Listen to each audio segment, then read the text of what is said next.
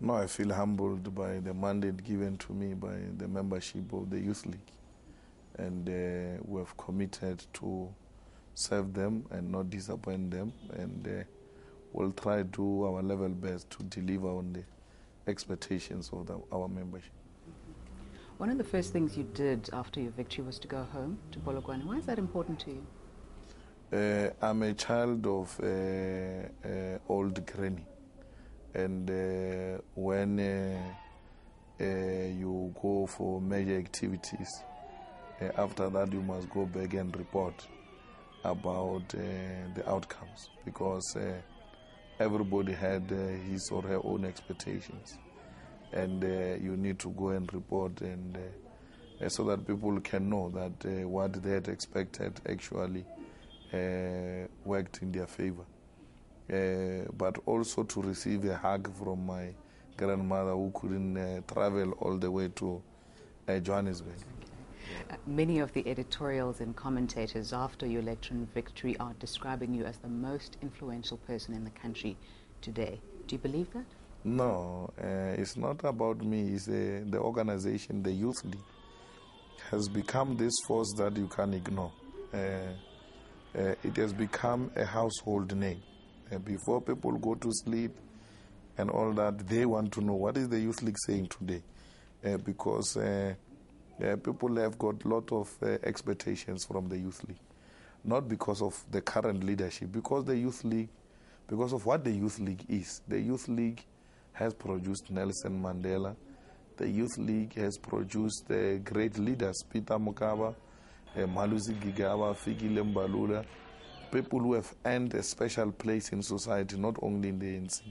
And that's why people want to know what is the thinking of the young ones, because they represent the future. But you're at the helm of the Youth League, therefore that must make you that influential. It's not about me. That's why I say it's not about me. It's about those who came before. It comes with office. If I had lost being president of the Youth League, I would have been a useless somebody in my village there without anybody saying anything about me. So they are actually talking about the office and not me. Some people are also making the comparison between your oratory and the powerful way in which you speak to the tendencies of someone like Adolf Hitler. How do you respond to that? That is an insult. They must liken it to Fidel Castro. That will be a compliment, because we are inspired by people like Castro, like Che Guevara, Nelson Mandela, and all the great giants who changed the world at an early age. One of the things that you have been advocating for a while now, and so has the ANC Youth League, is this issue of generational mix and bringing in more younger leaders in leadership position. Are you satisfied that that is beginning to happen to a greater degree? We are more than happy, and that's why people who were regarding us as jokes and fools and illiterate people who have no meaning for their existence are today very disappointed, because since we started this topic, we have seen, a floodgate of generational mix being opened. We talk today, lots of young councillors, lots of young mayors, lots of members of mayoral committees. Today, there is no cabinet in provinces without a younger person. It has become fashionable. It has become a trend that you can't have a cabinet without a young person. People even laugh at you that you have a cabinet like the cabinet in Cape Town of old men. It means you are living in the past. You don't appreciate that the world has become young. Is the other motivation for putting this on the agenda a way in which to elevate or fast-track your own ascension to the top job one day? No, it's not about me. When we fought for young people, my name was almost in the top 20 of people who were going to parliament, and I declined. So if it was about me, I would have gone to parliament and imagined myself in the being a chairperson of a committee or a minister or a deputy minister. When you are in parliament, opportunities of you being minister or deputy minister or chairperson of a committee, they are very close. So I said, I don't need those things. I don't fight for personal glory. In the future, do you want to be president of the ANC? I don't have those ambitions. They don't even come anywhere closer to my thinking. I've had an opportunity to work close to President Zuma.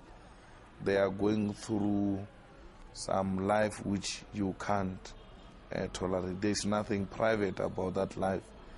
Everything else is done per book. You must know what to do when and how, including how to get in a car. Now I just jump into the car. Now I must get in a particular way. No.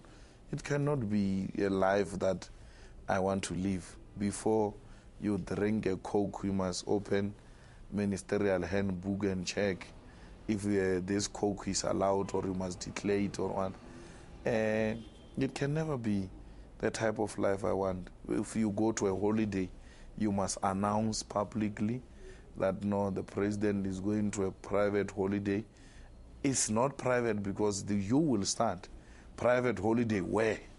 You must account. If the president has not been seen on screen for 2 days, then there's going to be speculations. It looks like the president is sick or something. That is too much for me. I don't think I need that life. I came to be involved at the age of 9. And since then, I've never lived a normal life. And I wish one day I can be given a lesser responsibility and just have all the time to myself and my family, and do some soul searching. You see, this thing that people sit and imagine themselves being doctors, lawyers, with their wife and kids. I've never had that opportunity of just reflecting on what do I want as an individual. Would you like to further your education? I've furthered my education. I've actually obtained a diploma now with UNISA, and I'm doing a BA degree with UNISA. I will never stop studying, because it is education that is going to liberate us from economic starvation and poverty. So that is who we are. Right. So after the break, we talk about the thorny issue of leadership at the end of the ANC's Youth League Congress. The president called for this discussion to now be cast wide open. We ask him why after the break.